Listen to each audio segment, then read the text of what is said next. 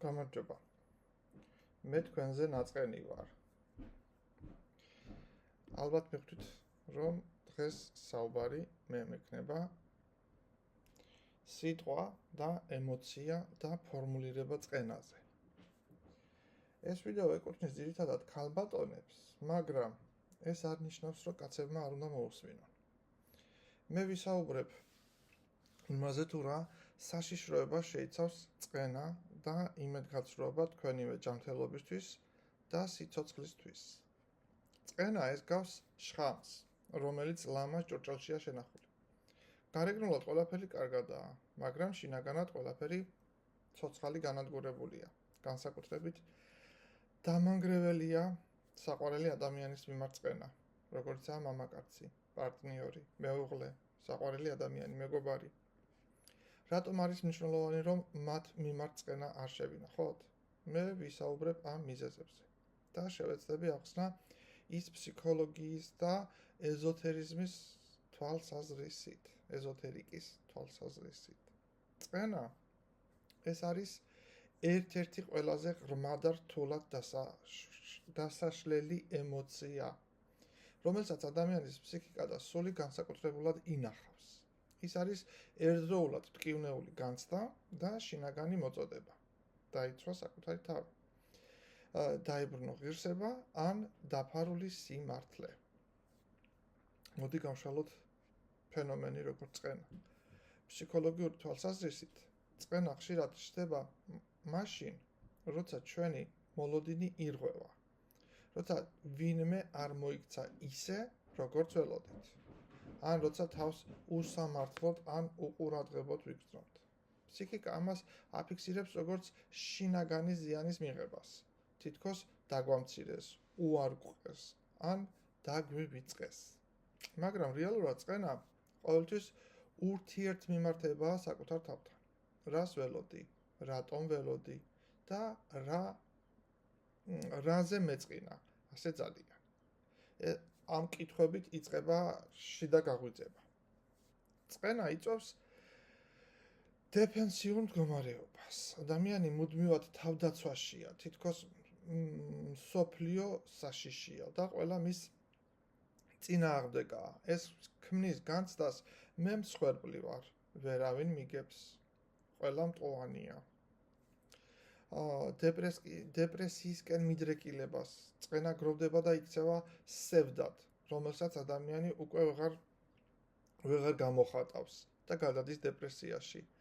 დამახინჯებულ კომუნიკაციად, გაურბის გულწრფელ დიალოგს, ან მეტი ცდილობს სხვას მიხვედრებით გააგებინოს თავისი ტკივილი, რაც უფრო მეტად გაუგებრობას იწვევს. იდენტობის დაკარგვას. როდესაც ადამიანი დიდხანს ცხოვრობს წყენაში, ის თანდათან ივიწყებს, ვინ იყო სინამდვილეში, სანამ ტკივილი მას ჩაანაცვლებდა. მუდმივად განაწყენებულად ყოფნა ეს არის ემოციური და ენერგეტიკული მდგომარეობა, რომელიც შინაგანად ანგრევს ადამიანს, ხშირად შეუმჩნევლად. ის გრძელვადიან პერსპექტივაში იწვევს როგორც ფსიქოლოგიურ, ისე ფიზიკურ და სულიერ შედეგებს. ფიზიოლოგიური და ფსიქოსომატური შედეგები მუდმივი წყენის ქვეშ ვლინდება გულ-სისხლძარღვთა პრობლემებით, დაბალი იმუნიტეტი, შფოთვიანი აშლილობა, ფარისებრი ჯირკვლის დისბალანსი, პანკრეასის კუჭქვეშა ჯირკვლის პრობლემები. წყენა იქცევა წყენა ტკბილ სიცოცხლეს გვართმევს, ასე რომ ვთქვათ, რაღაც განსაკუთრებით ტკბილის ჭამის დროს მჟავიანობა, გადამეტებული დაღლილობა, ძილის დარღვევა. წყენა და იმედგაცრუება ეს არის ერთ-ერთი მიზეზი ონკოლოგიური დაავადების ქალბატონებში და მათ შორის მკერდის სიმსივნის, წყენა ქმარზე ან მამაზე. რა უნდა გააკეთოთ, რომ წყენა ტრანსფორმირდეს, ისე რომ ის ონკოლოგიაში არ გადაიზარდოს. წყენა როგორც თვითონ ფაქტი, ცალკე აღებული არ გადაჭრის პრობლემას, თვითონ როგორც წყენა, არამედ ის გვართმევს ჩვენსავე აუცილებელ სიცოცხლისუანი უნარიანობას, სასიცოცხლო ენერგიას, მხოლოდ და მორალურად კლავს. რა არის წყენა? ყველამ კარგად ვიცით, რომ წყენა და უმედგაცრუება ცუდია. რომ იყო განაწყენებული, ეს არ არის კარგი და ის არის საწყისი მრავალი დაავადებების. მაგრამ, როდესაც მე ვატარებ კონსულტაციებს, დგები ამ ფაქტის წინაშე, რომ მიუხედავად ყველა იმ ცოდნისა წყენაზე და მისი მინუსების შესახებ, ადამიანები ძალიან არიდებენ თავს მათ გაშვებას, ძნელად აკეთებენ მათთან განშორებას.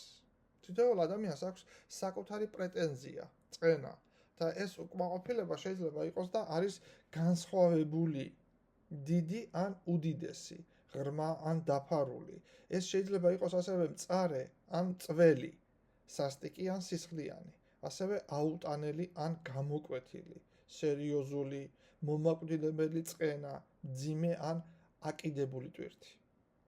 წყენა ეს პირდაპირი გზაა დაავადებისკენ. წყენის გზნობა ჩნდება ადამიანში მაშინ, როცა ის თვლის, რომ რაღაც საშინელი უსამართლობა ან უსიამოვნო რამ ჩაიდინეს მის მიმართ. მიაყენეს შეურაცხყოფა, მოხდა ტყუილი ან უმადურობა მის მიმართ. ეს მწარე უსიამოვნო განცდა ჩნდება სწორედ მაშინ, როდესაც ეხებიან ჩვენსავე ღია ჭრილობებს. წყენა ეს არის ჩვენი რეაქცია დაუმთავრებელ ბრალდებაზე. ეს არის ნაკაწრი ჩვენს დაუცველ და დაჭრილ სულზე. დედამიწაზე, რომ არსებობდეს სპეციალური მოწყობილობა, რომელსაც შეუძლია დაინახოს ჩვენში ჩასახლებული წყენა, ჩვენ დავინახავდით, რომ წყენა სხეულში გამოიხატება კუნთების დაძაბულობის სახით. ეს დაჭიმული, შეჭიმული კუნთები. სხვანაირად რომ ვთქვათ, გამოჩნდება როგორც დამჭერის ფორმა, ესეთი დაჭერილი, შეზღუდული კუნთი სადღაც სხეულის ნებისმიერ ადგილში. და რაც უფრო გულმოდგინედ ცდილობს ადამიანი წყენის დამალვას, მით უფრო მეტად იკუმშება მისი კუნთები, უფრო მეტად იჭერს, ქვავდება. ექსპერტები, რომლებიც საკმაოდ დიდი დრო დაუთმეს ამ საკითხის შესწავლას, ამტკიცებენ, რომ წყენის მიღებისას ყველაზე მეტად იტანჯება სხეულის ზედა ნაწილი, დიაფრაგმის ზემოთ და სახსრებიც ასევე. ამავდროულად განსაკუთრებით ძლიერად არის შეკუმშული გულმკერდის და ყელის კუნთები. თუ ხვდებით რატო? ცხოვრებაში არის და ხდება სიტუაციები, როდესაც ჩვენ უბრალოდ იძულებულნი ვართ, რომ ჩუმად ჩავყლაპოთ წყენა, რომელიც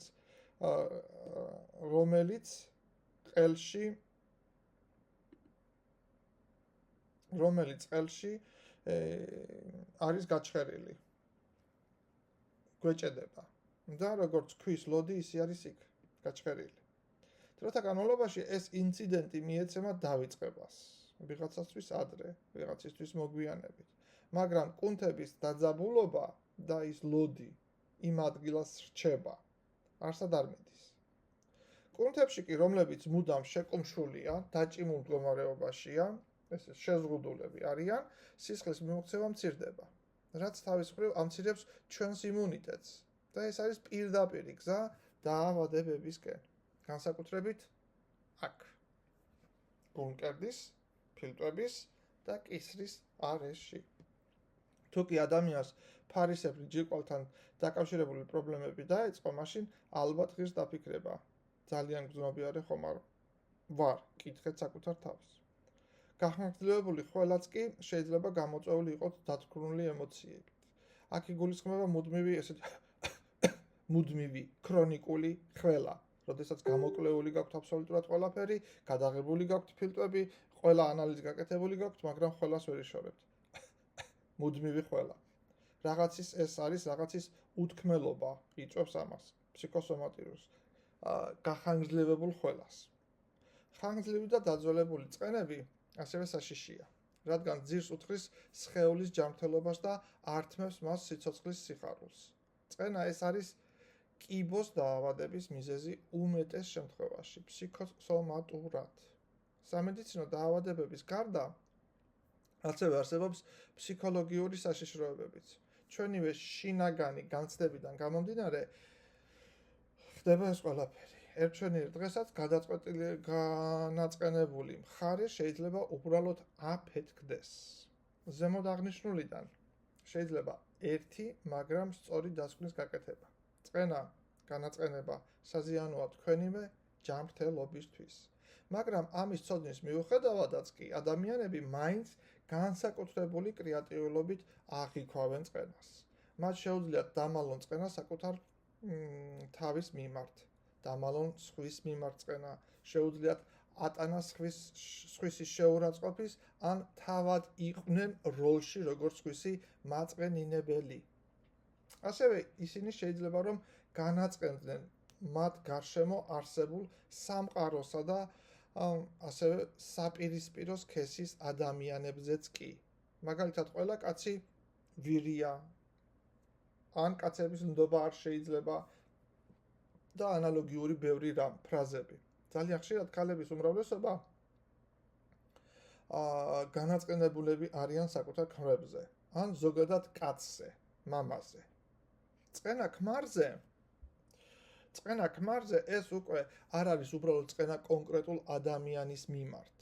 ეს ხშირად გაცილებით ღრმაა და სიმბოლურ შრეზე ამუშავდება, რადგან ქმარი არ წარმოადგენს მხოლოდ პარტნიორს.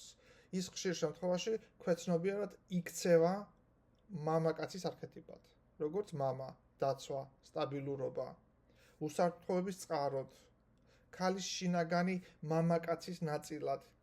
იუნგის მიხედვით ჩვენში ხომ არის შინაგანი მამაკაცი, შინაგანი ქალი და შინაგანი ბავშვი. ქალის შინაგანი მამაკაცის ნაწილად, სულის თანამგზავრად ან კარმული კონტრაქტის მატარებლად. ამიტომაც, როცა ცოლი წყენას გრძნობს ქმრის მიმართ, ეს ხდება არა მხოლოდ კონკრეტული ქმედებების გამო, არამედ ცხადდება მთელი ფსიქოსულიერი სისტემის შერყევა, რა შეიძლება იმალებოდეს ქმარზე წყენის უკან. ვერ დაკმაყოფილებული ემოციური კავშირი. პირველი. შენ ელოდები მასთან ემოციურ სიღრმეებს, სინაზეს, გაგებას და არ ვერ იღებ მას. ქალის ძალა ემოციების ეკოლოგიური გზით გამოხატვის უნარშია. როდესაც ქალი წყენას ინარჩუნებს, ის მსხვერპლი ხდება, კარგავს კონტროლს საკუთარ გრძნობებსა და ცხოვრებაზე. წყენა ენერგიას საშვილოსნოდან, ქალის ძალაუფლების ცენტრიდან იღებს. მამაკაცთან და სამყაროსთან ენერგეტიკული კავშირი სუსტდება, ქალი წყვეტს ბრჭყვიალს, ესე რომ ვთქვათ, და სიყვარულის მიზიდვას. შეიძლება იმალებოდეს დაუმუშავებელი წარსული ტკივილი. წყენა ქმარზე ხშირად გადმოტანილია მშობლებზე, ძველ პარტნიორზე ან ბავშვობის წყენაზე. შესაძლოა საკუთარი მოლოდინები და იდეალიზაცია. ქმარი არ არის ის, ვინც შენ გეგონა რომ იქნებოდა. ახლა ის რეალურია და ეს რთული მისაღებია. იმედგაცრუება, რომელსაც მე ხშირად ვსაუბრობ ქორწინების პირველივე ღამეს მიღებული ან პირველი მშობიარობის შემდეგ. გათავისუფლების შიში. გაწუხებს, ტკივილს გაყენებს, მაგრამ ვერ ტოვებ. ესეთი წყენა ხდება და იღებს გაქვავებულ ფორმას, უთქმელი სურვილებისა. სასიკვდილოდ ჩახშობილი სექსუალური ენერგეტიკული კავშირი. წყენა ანგრევს ეროტიკულ დინამიკას, როცა წყინს ვეღარ გიყვარს სრული სხეულით. თქვენ კარგავთ თქვენს ქალურ ძალას. ქალური ძალა ემოციების ეკოლოგიური გზით გამოხატვის უნარშია. უკვე როგორც თქვი, როდესაც ქალი წყენას ინარჩუნებს, ის ანგრევს საკუთარ სხეულს. ასე რომ ვთქვათ, კარგავს კონტროლს საკუთარ გრძნობებზე და ცხოვრებაზე. წყენა ენერგიას იღებს საშვილოსნოდან, ქალური ძალის ცენტრიდან. ქალი და ამ დროს იკარგება მიზიდულობის ძალა, როდესაც ჩახშობილია სექსუალური ენერგია, პირდაპირ კავშირშია ამასთან და უზრუნველყოფის მოზიდვასთან საკუთარ ცხოვრებაში. ბედნიერების, უზრუნველყოფის, წარმატების, ბარაქის, ძალიან ბევრ ამასთან არის ქალების შემთხვევაში. მაგიტომ მათ გავაკეთებთ თავიდან აქცენტირება ძირითადად ქალებზე. წყენა კაცზე იზიდავს განმეორებად სცენარებს. ის რაც გაუცნობიერებლად მეორდება. არც კი გვინდა, მაგრამ მაინც მეორდება. თუ წყენას არ გადაამუშავებთ და არ გააუშვებთ მსგავს სიტუაციებს ისევ და ისევ წააწყდებით ცხოვრებაში, როგორც იმავე ადამიანთან შესაძლოა, ასევე სხვებთანაც. წყენის ენერგია მაგნიტს გავს, ის ვიბრაციულად მსგავს მოვლენებს იზიდავს. სანამ თქვენ ენერგო ველს არ გაასუფთავებთ, ცხოვრება მსგავს გაკვეთილებს მოგცემთ მხოლოდ სხვადასხვა ფორმით. ხერხემალი ერთი ექნება, აზრი ერთი ექნება, მაგრამ ფორმა ექნება სხვადასხვა. წყენის შენარჩუნებით თქვენ ბლოკავთ სიუხვესა და წარმატებას. ფარული ნეგატიური ემოციები ამცირებს მოტივაციას, თავდაჯერებულობას და სიხარულის უნარს. ეს გავლენას ახდენს ცხოვრების ყველა სფეროზე, მათ შორის კარიერასა და ფულზე. წყენა ბლოკავს ფულის ნაკადს, განსაკუთრებით თუ ქალი განაწყენებულია. მისი ემოციური მდგომარეობა პირდაპირ გავლენას ახდენს ოჯახის სიუხვის მიღების უნარზე. ბოლოს და ბოლოს ქალი ოჯახის სიუხვის კარიბჭეა. ყველაფერი ამის მიუხედავად, ზოგიერთი ადამიანი მზადაა, რომ მაინც შეინახოს წყენა. შეფუთოს, თავს ევლებოდეს მას და ატარებდეს მთელი თავისი ცხოვრების მანძილზე. ჩემს პრაქტიკაში ხშირად ვხვდები იმ ფაქტს, რომ არის კატეგორია ადამიანების, რომლებიც ძალიან მიდრეკილნი არიან წყენისკენ. ესენი არიან ის ადამიანები, რომლებსაც ძირითადად არ სურთ პასუხისმგებლობის აღება საკუთარ თავზე, საკუთარ ცხოვრებაზე. და ქვეცნობიერად სურთ ამ პასუხისმგებლობის სხვა ადამიანების მხრებზე გადატანა. ისინი თავდაპირველად საკუთარ თავს უდანაშაულო მსხვერპლის როლში აყენებენ. მეორეს, სხვას კი დამნაშავის როლს ურგებენ ყველანაირი ფორმით. ამდაგვარი მიდგომით კი ნებისმიერ ურთიერთობაში ინგრევა ბალანსი. ზოგი კი იყენებს წყენას როგორც ძალიან კარგ და მოსახერხებელ საშუალებას სხვა ადამიანების მანიპულირებისთვის, მაგრამ მათ შეუძლიათ მხოლოდ მანიპულირება იმ ადამიანების, რომლებსაც ახასიათებს განცდა საკუთარ თავში საკუთარი თავის დადანაშაულების. მაგრამ თქვენ უნდა გესმოდეთ, რომ ეს წყენა თავისთავად არ გადაჭრის თქვენსავე პრობლემებს. არამედ წაგართმევთ თქვენთვისვე საჭირო სიცოცხლის უნარიანობას და მორალურად მოჰკლავთ. ენერგეტიკული გავლენა, დონე წყენის, რომელსაც ადამიანი მიყავს შემდეგ შედეგამდე. წყენა ბლოკავს გულს, მის ზონას, ანაჰატა ჩაკრას. გულის სიჩუმეში იკეტება და ენერგია არ მოძრაობს, ისე როგორც საჭიროა. მუდმივი წყენაში ყოფნა აჩერებს სიყვარულის, სიხარულის და მადლიერების ენერგიას. წყენა ის ხშირად გადაიქცევა ფარულ აგრესიად, მობეზრებულობად, დეპრესიის ქვეტონად, ან სხეულის მეხსიერებად და ჭიმულის სხეულის შემდეგ და ფსიქოსომატიკაში გადადის. დაბლოკებულია კუნდალინი, შენი სხეულის ენერგია არ მოედინება მასთან ერთად. შენ თავს გრძნობ დაუცველად, თითქოს მარტო ხარ. გეყინება სითბოს ნაკადები, აღარაა სიმხურვალე, ნდობა, თანაზიარი ხურვალება. ქმრის არქეტიპი ქვეცნობიერში გადაიქცევა მტრად. ეს წყენა შეიძლება შენს მთელ საარსებო სისტემას ასუსტებდეს.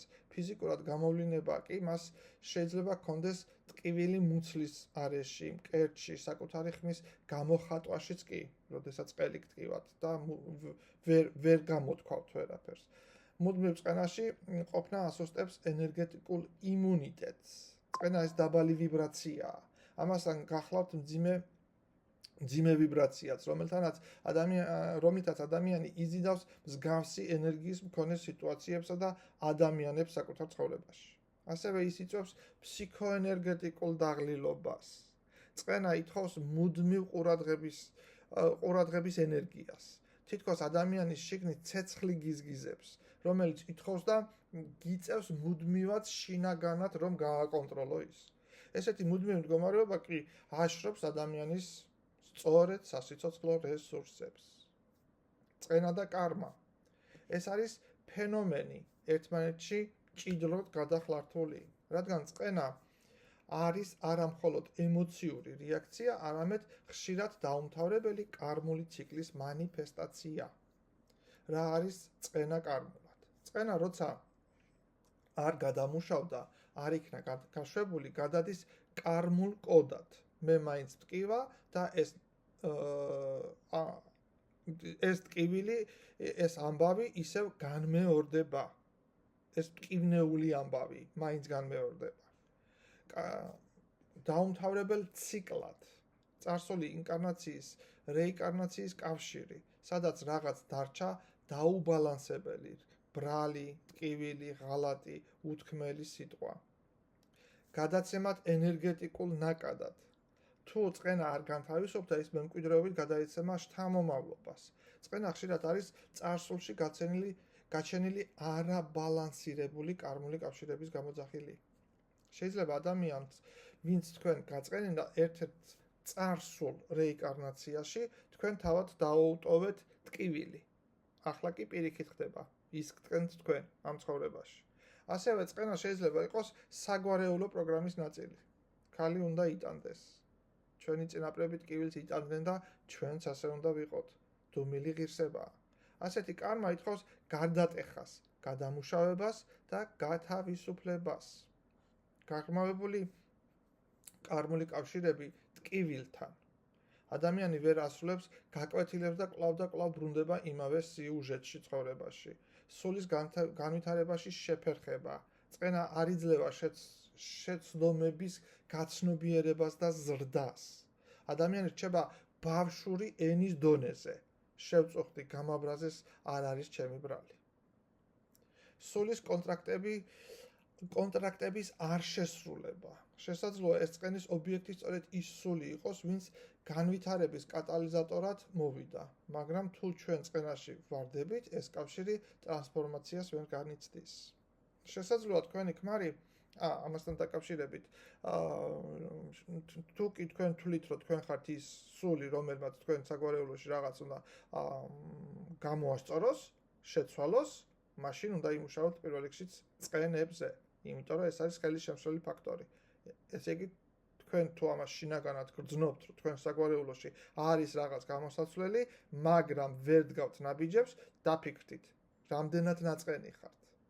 რამდენად ხელს გიშლით ფენომენი წყენა. თქვენი, ასე ვთქვათ, სულის კონტრაქტის შესრულებაში. შესაძლოა თქვენი ქმარი შენს ცხოვრებაში მოვიდა, რათა შენ დაგეხმაროს გამოიტანო დათრგუნული ტკივილები შენსავე სულის წარსული რეინკარნაციიდან და ამ დროს შენ გავრაზებული ხარ. ამიტომ უნდა შეხედოთ მაგას მეორე მხრიდან.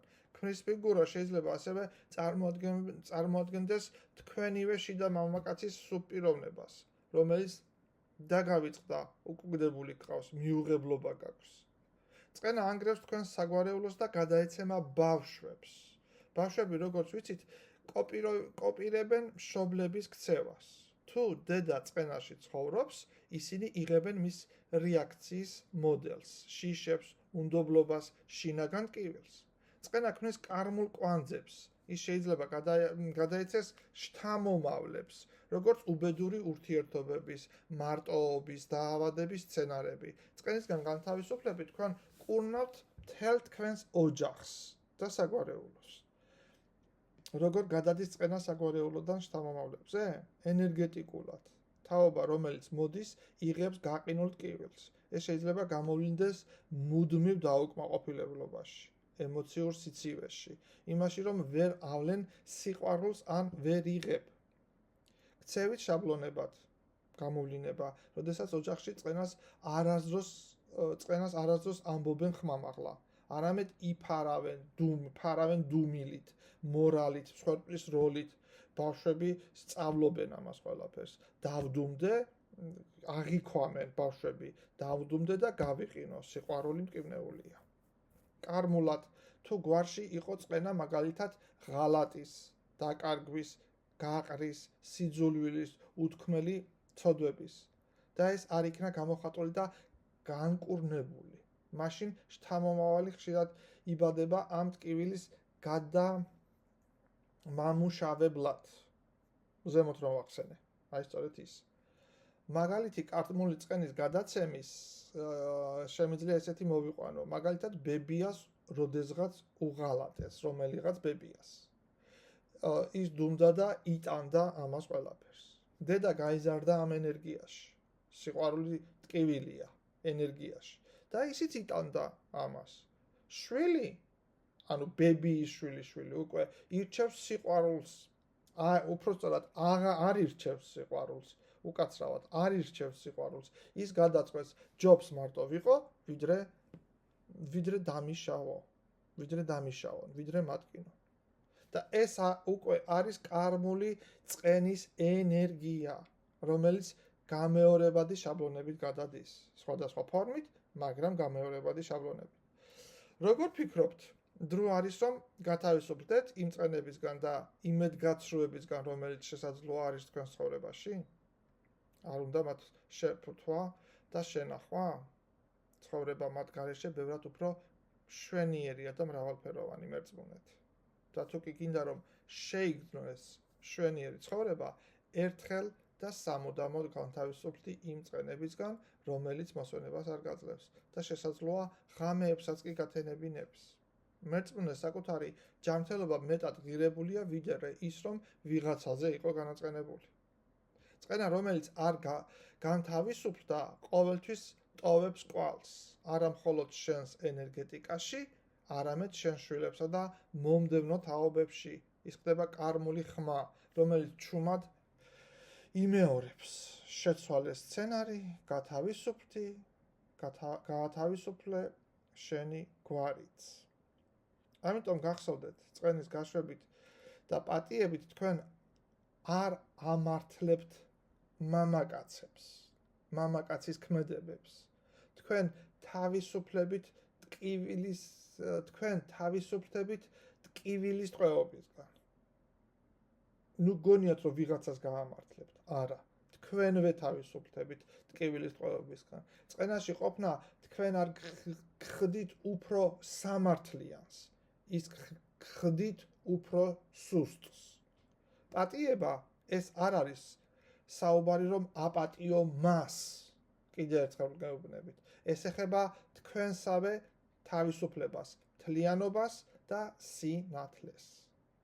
რა გინდა შენ? იყო განაწყენებული მთელი ცხოვრება, თუ იცხოვრო ფრთებ გაშლილმა თავისუფლად. დამიკავშირდით პირადში. კონსულტაციები ონლაინ. მადლობა.